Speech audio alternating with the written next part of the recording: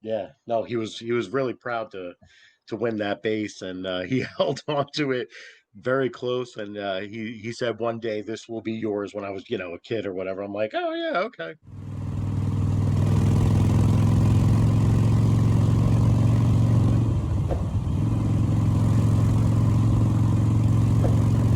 Road crew, you need to sponsor this guy. Welcome and thank you very much for joining. I'm going to start this particular episode with a drink because I throughout will this episode, I I do will believe cheers you with that. we'll have one or two. All right. Chris Aiello, I am Daz Evelhate, and it is so good to meet you. Thank you. Very, very nice to finally meet you. I know this has been set up for quite a while. So this is the Loser Band channel. That was beer and some Jack Daniels, and that's a little unusual for us to start that way.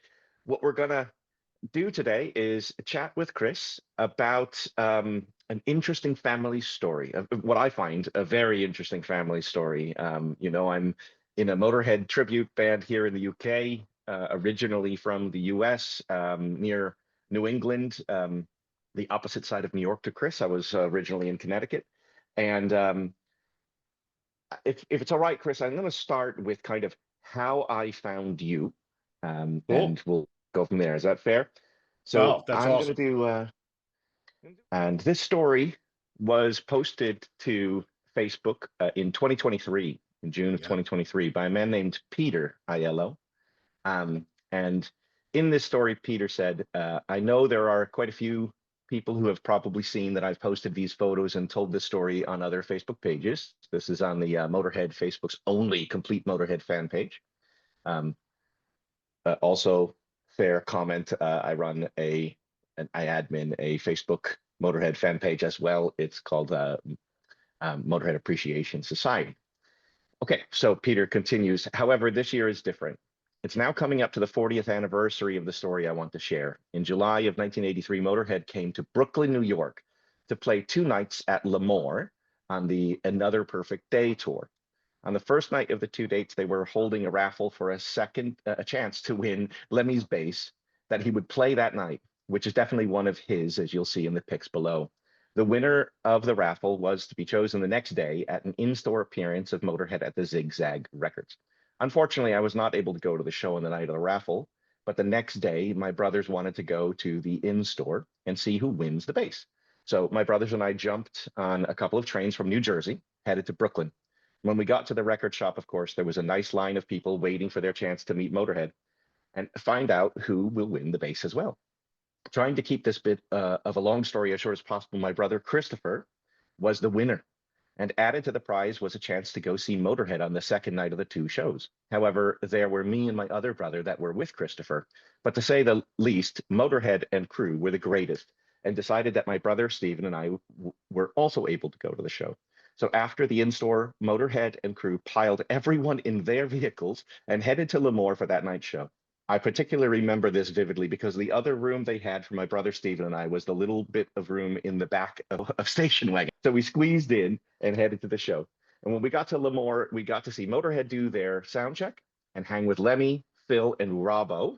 Robbo, of course, from Thin Lizzy, who was on the Another Perfect Day album and for a little while on the tour. And then, of course, we got to see the show.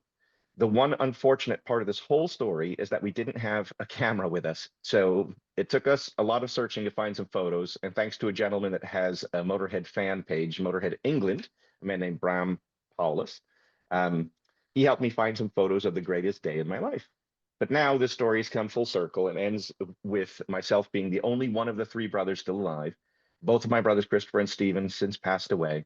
And I'm the only one left to tell the story. My brothers were not members of Facebook and not good with the internet, so I'm doing what they couldn't and sharing a legendary story. My brothers and I have been fans since Ace of Spades in 1980 and have since not felt any other way than Motorhead being the greatest band in the world. And I just want to say that I have this story to honor my brothers, Christopher and Stephen, and in memory of Lemmy, Phil, and Wurzel. I really wish there was a way to share this story with every single Motorhead fan on the planet. Okay, so the story wraps up like this. Um, The photos below were the best I can do, with the biggest help coming from Bram. My brother Christopher left the bass to his son, Christopher Jr., who's the baby in the photo, and Lemmy Wurzel and Pete, which was taken a year after my brother won the bass. With the coming up the 40th anniversary of the story, I hope this post reaches the entire Motorhead fan base, and I hope some of you feel some of the joy and excitement my brothers and I felt on the super incredible day, July of 1983. I know the memory and legacy of Motorhead will never die, but I also hope that this story of my brother Christopher winning Lemmy's bass lives forever as well. So I'll end here and say thank you to all that read and share this story in memory of Christopher, Stephen, Lemmy, Phil, and Wurzel. And lest I not forget, Eddie and Larry, may they all rest in peace forever. On a postscript, I've shared this story with the official Motorhead page through Messenger with no response. So anyone related to the page here, share it with them. Yeah. This is incredible. This is simply Yeah. incredible. That was your uncle, Pete. And that was in 2023. Yeah. And after that story, we lost Pete. Yeah. Yeah. Ooh, Can that you was a tell tough me? one. Can you tell me Yeah. about your uncles and your father? Yeah, both really, really great men. Um, I think Pete at the time was he was um he was dealing with some stuff, health, and that story helped him out. He was reminiscing. Yeah. Um and it was I didn't know a lot about the story myself.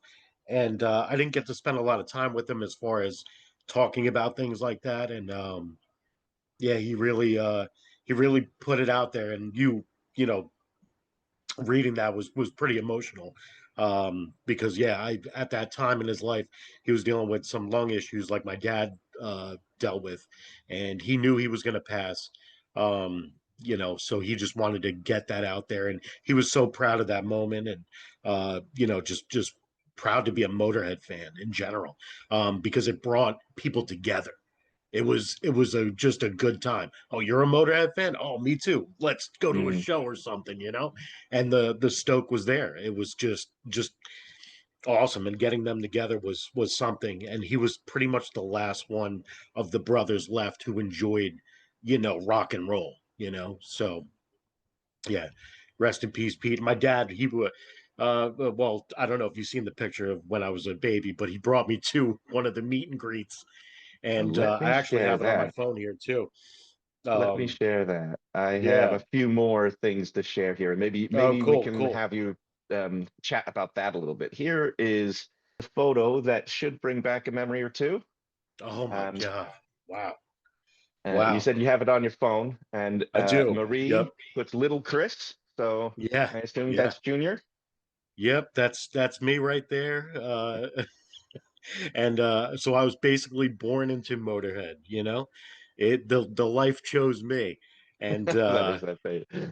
and yeah, that was something else. Obviously I don't remember that period of time, but that photo still is very vivid. I actually have the original photo in a family photo album that I share, and I get a kick out of it. I always say Lemmy was my uncle as well. So That is just fantastic. And I've always said, yeah, oh my God. you would go to a Motorhead show and you would find Wow. every generation, right? You'd have the grandparents with their grandkids, and Yeah. dad was dragged along or mom was dragged along, and it had always been, and I think still always will be, a very multi-generational camaraderie moment. It's the roots of rock and roll and the blues are so much in that music that it's Yeah. inclusive to everyone. Wow. Who are we looking at Yep, here? yep. So that's my uncle Stephen on the far right, my dad in the middle, and my uncle Tony on the left side. And that must have been the day after or that night that they came home. Probably smoked a couple joints and had some drinks and were relaxing. So, but you can see my dad's face. He's so excited. And yeah, that moment, man, it changed his life. I swear. Fantastic. Tell me some more. So you said growing up that your father and your uncles would take you into New York. You're living in New Yeah. Jersey. So. You're from New Jersey. Yeah, we were in the pretty much the epicenter of everything. Anything, if something was coming through, was coming through. Our hub. So we grew up in Jersey City, born and raised in Jersey City, which is literally right across the river from New York City, as everybody knows. And yeah, we'd always go down to the Lower East Side. My uncle Steven, he would take me over every Sunday for years, and it was like that was church to me, you know. He'd bring me to the record shops, and he would go on one side of the record store. He would send me on the other side, and he'd say, "All right, you're going to flip through these records. If you find anything with Japanese writing, I want it." I go, "Okay." I'm like, "What the hell is this?" So come to find out, these were all like, I guess, promotional stuff and like rare finds, you know. So anything that had that on it that was like Judas Priest, Motorhead, Black Sabbath, Sex Pistols, you know, like just all this really good music, you know. He'd be like, "I want it all. I want every version of it. I want every copy." And some of the promotional stuff would have uh they would cut a little bit of the album off, you know, just because it was promotional, you know, not Yeah. for resale and all that, but he wanted everything, and his collection was massive. But yeah, I mean, even before that, my dad would basically put us to sleep with Black Sabbath and Motorhead playing in the background really loud, because if we got used to that noise, we would sleep through damn near anything, right? That's So excellent. that was my fondest memories of just, you know, him playing some rock and roll in the background, and just yeah, it was an awesome childhood in retrospect, you know.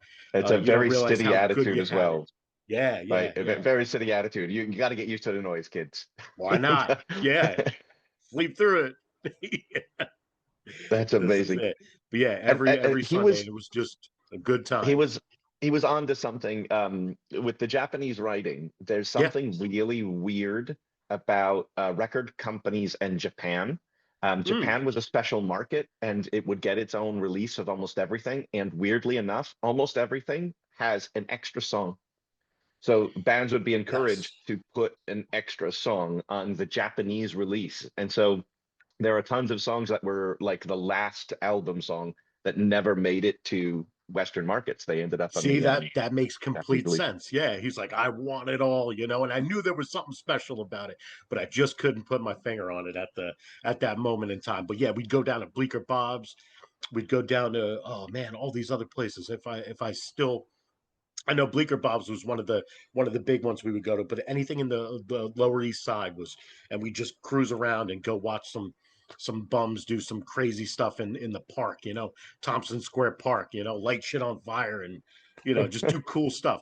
And it was amazing. A lot of kids never got that to experience just life like that, you know. It was wild, you know. Yeah, yeah, it was good.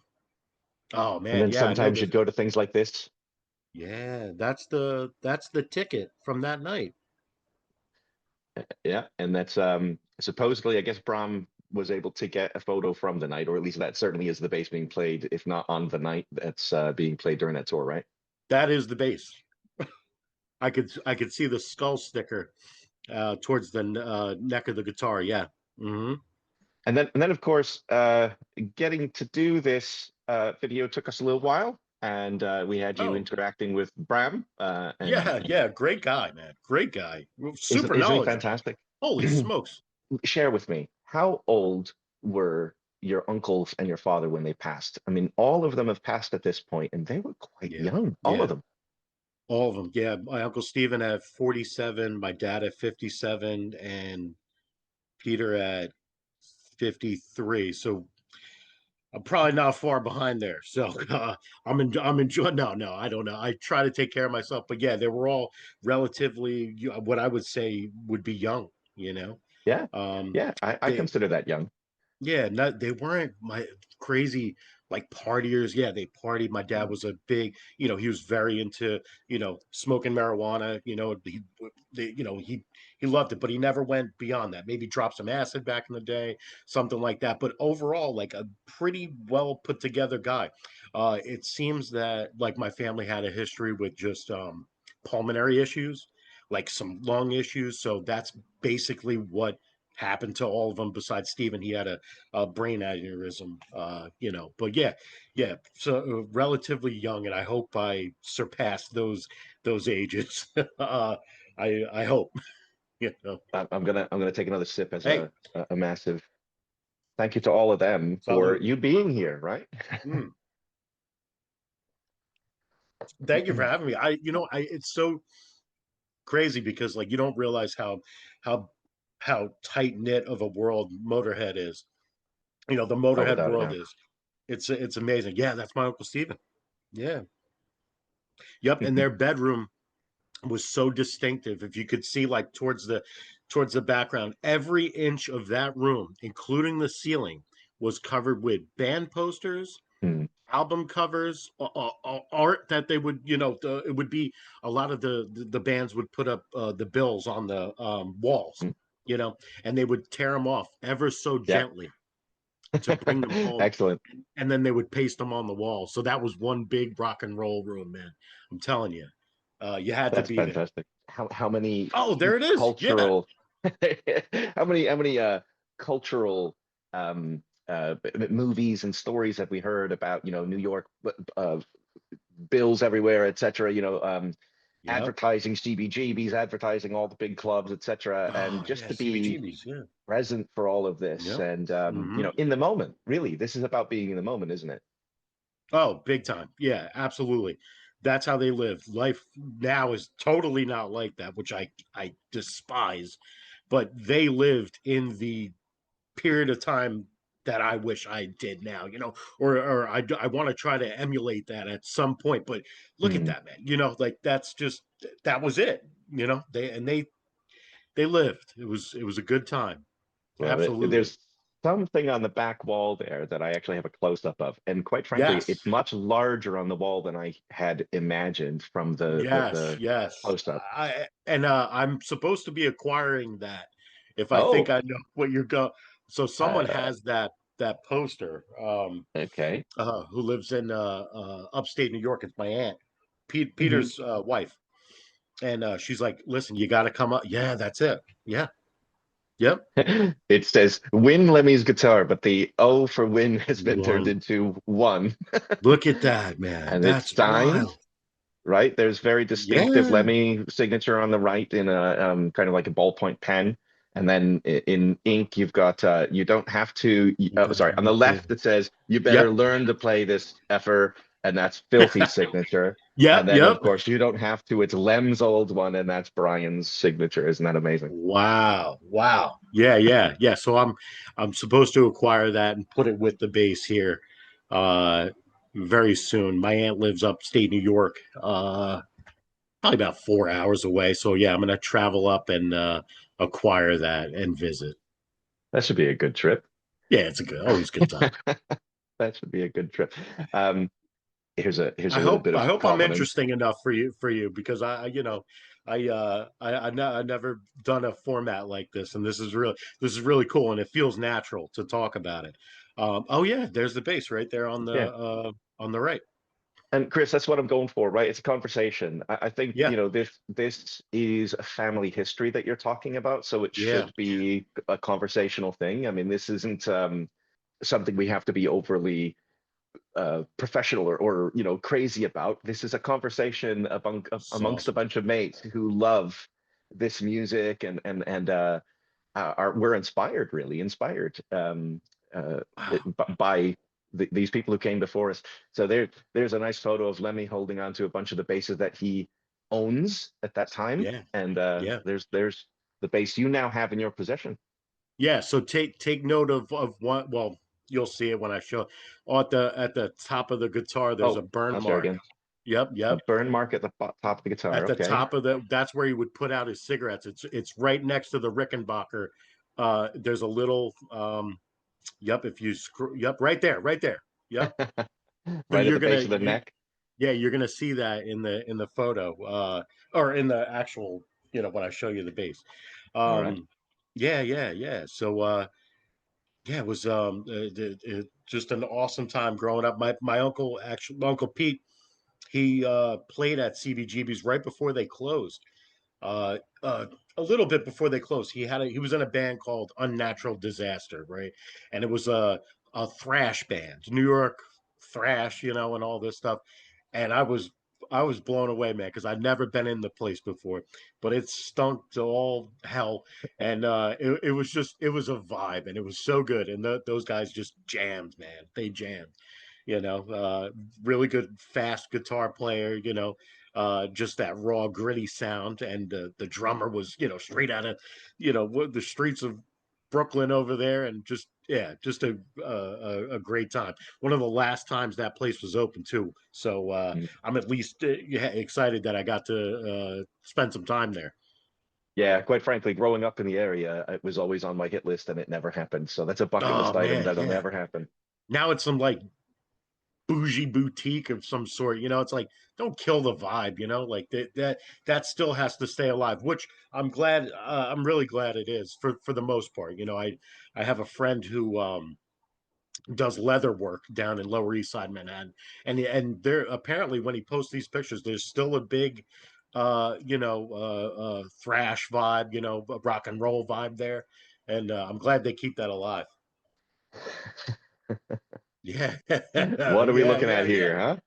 All right, yeah. So they actually spelt Lemmy's name wrong, which is the first thing I pointed out, and that bothers the Salami, hell out of me.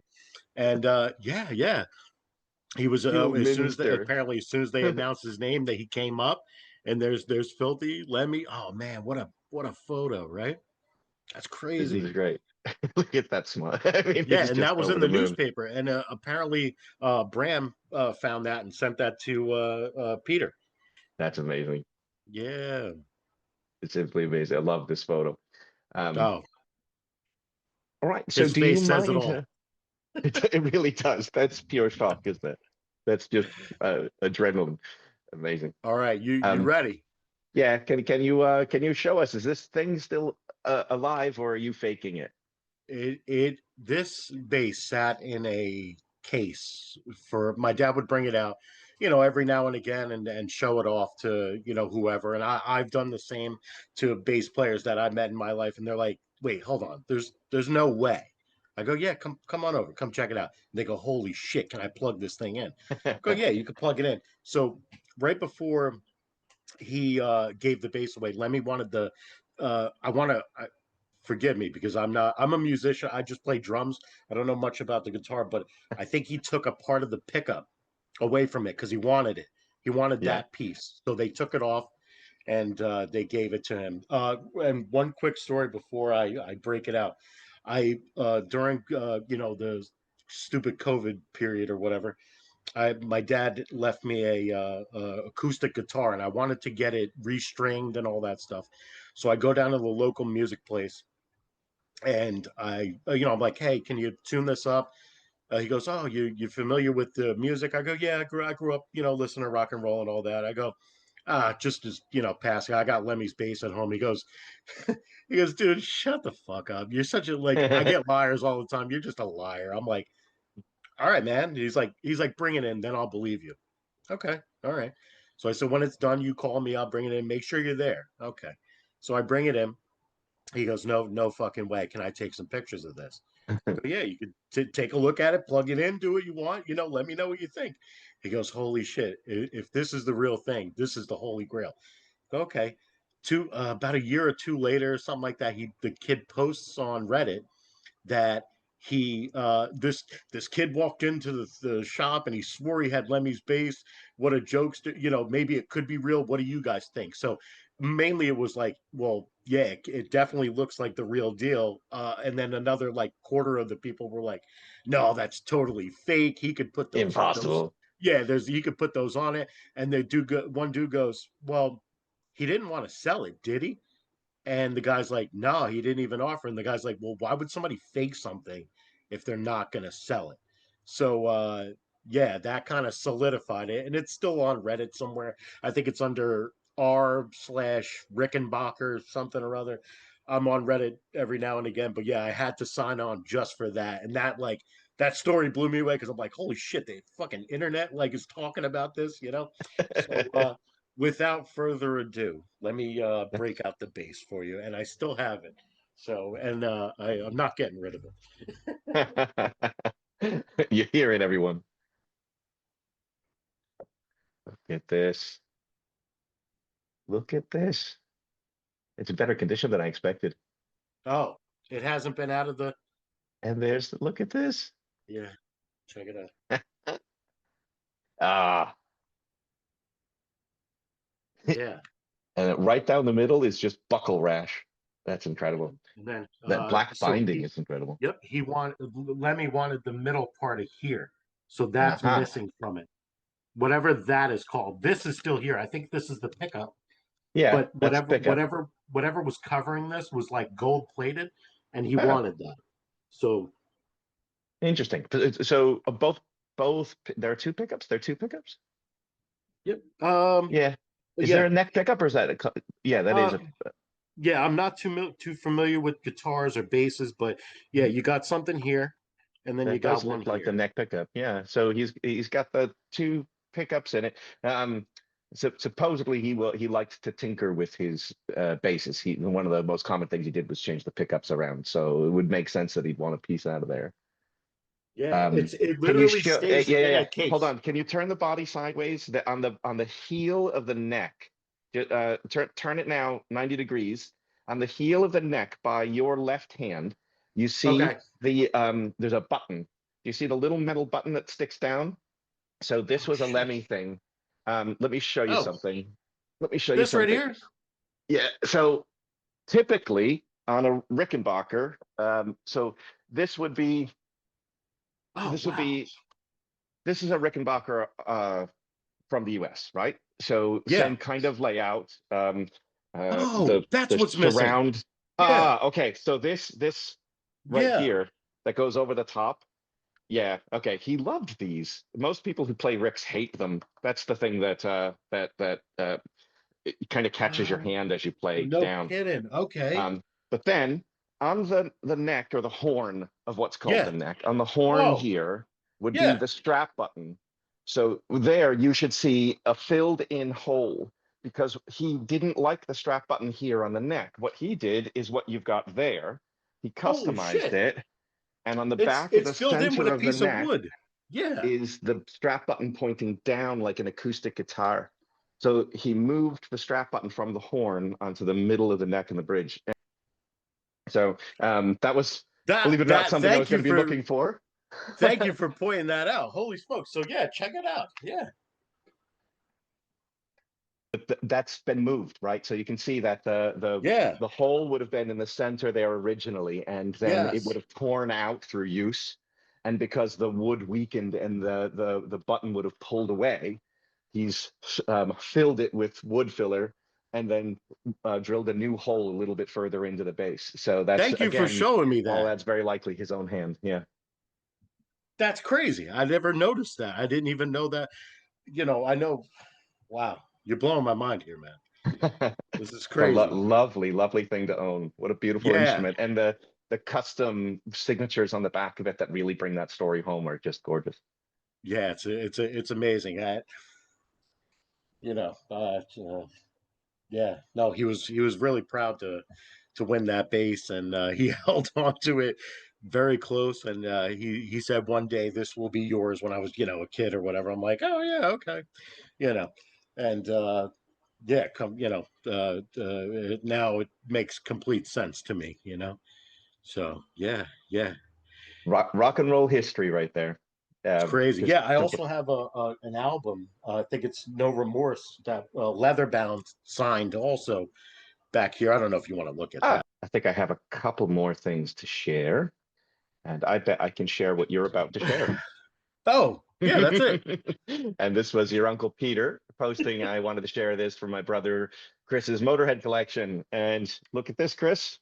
You've got the Yeah. real thing right in front of us. So, yeah, anything that holds like sentimental value, I treasure. Something like that. Absolutely. I'm not a materialistic guy, but stuff like that is very important to me. Absolutely.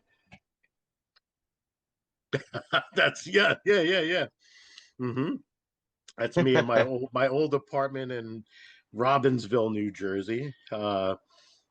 Yeah. Somebody he wanted me to hold it up, and I think he wanted to post some pictures, and that was one of them. Yeah. Nice. That's not the one that showed up on Reddit you're talking about? That's yet another No, internet no, the one on sensation moment? Reddit was just the pictures of the bass that the kid took while it was in his little It was in the shop shop. area. Yeah, yeah. I had him look at it and hey, what do you think? And they were like, "Oh, this guy's full of shit," like, That would be the poster from the "Oh, evening, right? yeah. That is, yes, yeah. Lemoore East. Yep. Wow. Wow. Motorhead has arrived. Gotta love it. They don't make posters like they used to, I'll tell you that. My first time I was at a Motorhead concert was, I think I was 7 years old. Yeah, my dad took me to a show in New York. Uh And I can guarantee you didn't have any ear defenders on, right? You were just like so he created the made sure loudest that I thing on the list. did, Oh, he which is did. great. Yeah, Amazing. yeah. So I had earphones on. The second That's time I great. went to see him was over in I think it was in Brooklyn. It was I think a small place. We came there on the train. It was my three uncles, Peter, Tony, Stephen, and my dad, and they wouldn't let me in. I wasn't old enough or something like that. They were like, wait, we were just here. And he was like 7. Like, what are you doing? Like, so I had to get back on the train with one of my uncles. He missed out on the show. I felt terrible. It took us, at least an hour to get there or whatever on the other side of, and then, yeah, yeah. And then the next time I seen Motorhead was in it was Atlantic City Hard Rock. Seen him at the Hard Rock. Great show. I was older. I think I was 20, 22, and I didn't wear any Mm, earplugs. I couldn't hear out of my ears for 3 days. yeah. Uh, and Buzzing then, for 3 days. oh God, yeah, I couldn't hear. I'm like, Dad, what did you do to me? And then the last time I seen Motorhead was at the Stone Pony in Asbury Park, inside, which if you ever been to that venue, it's very intimate, small. It's nothing crazy. They have the outdoor venue for the summertime and all that. This was October or something like that. It was a little cooler out, and I was right in the front, man, and you're just watching Lemmy in front of you, like, holy shit, man, this is as close as I'm gonna get to this guy. And it was such a kick-ass show. It was loud, man, loud. um yeah, good times. And they actually still have the picture of him on the wall the last time I went there, because my daughter played drums at the Stone Pony. And the picture of that night, it's on the wall of Lemmy, and I had to take a picture and share. And I knew my dad was there with me that night. That's how cool it was. And it comes full circle. So Lovely.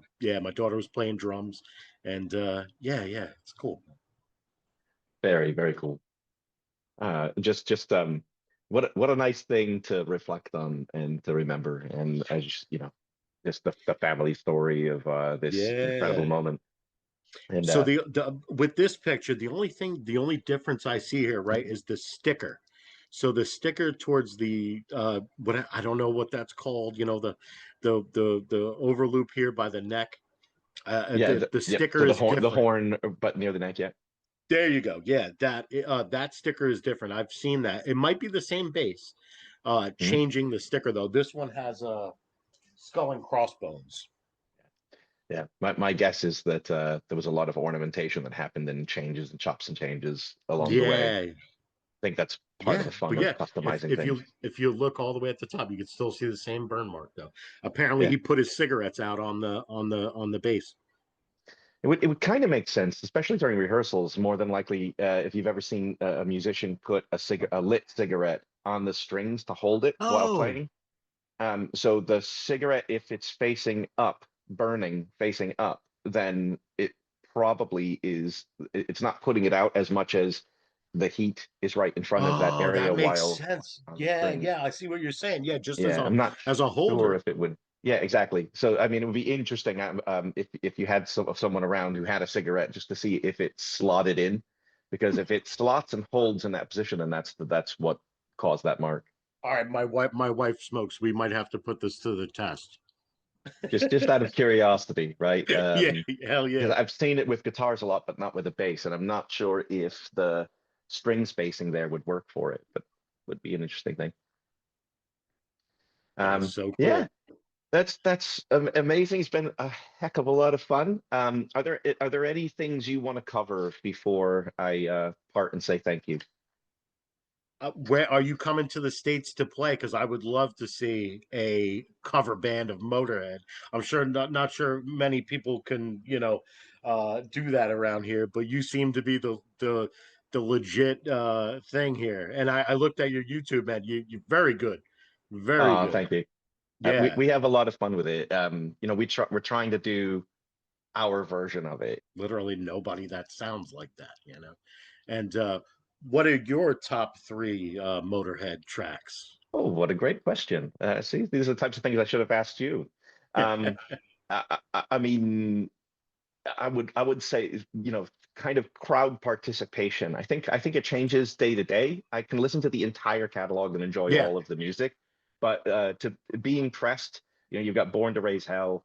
It One of it top gets your three. butt moving, right? It gets Yep. the body moving. And then you've got Going to Brazil, which is a very similar kind of vibe. And then I'd probably throw in something a bit more obscure because I like I like the fact that their catalog was very varied. Everyone thinks every one of their songs sounds the same. So I'd No. throw in something like 1916, which Mm. is a complete opposite of any of these things, but it shows the depth of his songwriting and lyric work. There was a lot of blues I found in Motorhead. You go from one thing to the next. I like the fast punk rock stuff. Iron Fist and all that. One of my favorite songs is actually Motorhead. That he was Yeah, apparently with. He wrote that for Hawkwind, right? he And did. I listened to that version, which I actually love too. Hmm. Yeah, yeah, Also, the just in a, Watcher is in great a in both yeah, just an the array Hawkwind of version of stuff. the Watcher and then the Motorhead version of the Watcher. Oh, Those are it's a landscape to go through the it's changes of the Hawkwind crazy. tunes into the Motorhead tunes. Yeah. Yeah, yeah. Just oh man, just awesome. Killed by Death, one of my favorite songs.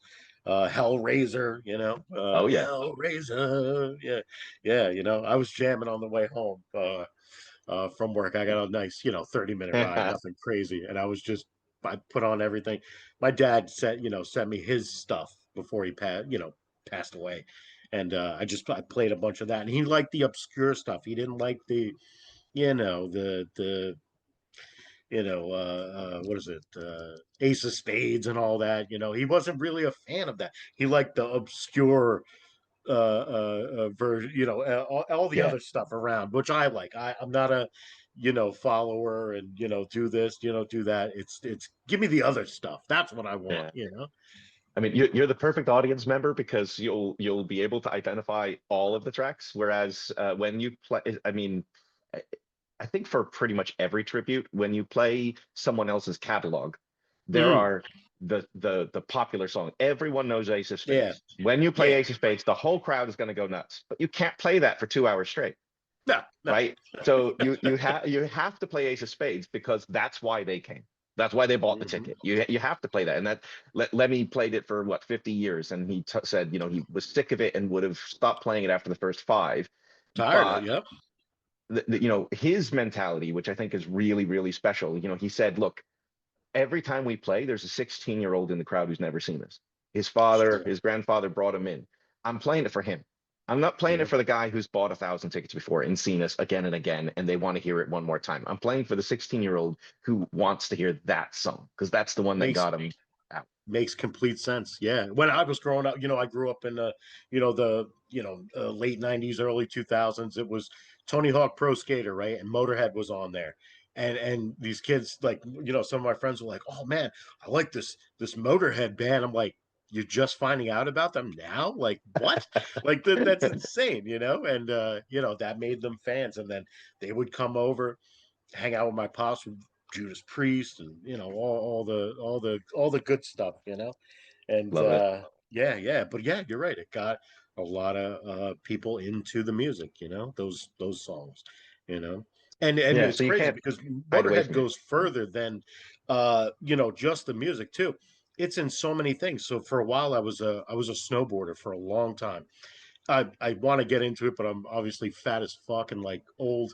So there was a snowboard brand called L1, and L1 put out this clothing line, and it was some of it was Motorhead based. So I bought this snowboard jacket, and my dad's like, "Where'd you get that?" I'm like, "Oh, right down at the local surf shop, that sells snowboard shit." He goes, "That's a Motorhead symbol. I'll check it out." And it was hammered. It was the symbol or whatever. And I'm like, no shit. Let me look online, see what else they got. So sure enough, they had this shirt that said "Listen to Lemmy," and it said instead of "Listen Li," it was L1 because that was the name of the brand. I'm like, holy shit! I'm like, people are really into this like Motorhead stuff, and then you start seeing it everywhere. You watch TV and somebody's wearing a Motorhead England shirt, right? Just probably a poser anyway, but you're like, holy shit, what? Oh, check that out, and you start seeing it everywhere, and it's very collective. So I would always send all that stuff to my dad and be like, hey, check this out, look, Yeah, yeah. Motorhead's on this. And yeah, just yeah, it's crazy. You got to love it. And how many times, how many decades they had to kind of relaunch their career. So, Jeez. the game, you have the Mm. WWE stuff. And when that happened, Lemmy basically they thanked each other, right? Because you had the game basically saying Motorhead Yeah. lent me their sound, and that was what I was looking for, and they helped me. And then you had Motorhead basically saying, I reached a whole new audience. Oh yeah. Through him and through that activity, they Yeah. kind of relaunched their careers. And there were many of those moments along the way where Hmm. just the right thing happened, and just that particular moment touched that culture, and I think that's again why you have the generational thing, Yeah. because there's that one hook, and those people are in for that thing, and then there's another hook a few years later, and that's the next generation, they're in for that thing. And it was so long running, Yeah. and never stopped. They just kept releasing new material and staying current, and Yeah. keeping true to who they were, which I think is where a lot of people have issue. For a multi-decade release, for to be able to identify, oh, that's Motorhead, right? Even though the production's different, the decade is different, etc. Oh, that's clearly Motorhead, because they were true to Hmm. themselves throughout. But they still made new fans. They still found Yeah. ways to connect. Really impressive stuff. All right. So for the podcast side of things, or whatever the heck we call this YouTube thing that we're doing, this has been the Loser Band channel, and this has been a chat with Chris You. Aiello. Thank you so much for your time. Thank you, Daz. Appreciate it, man. Yeah. Road crew, you need to sponsor this guy. All I need is for my subscribers to tell 10 of their friends to subscribe.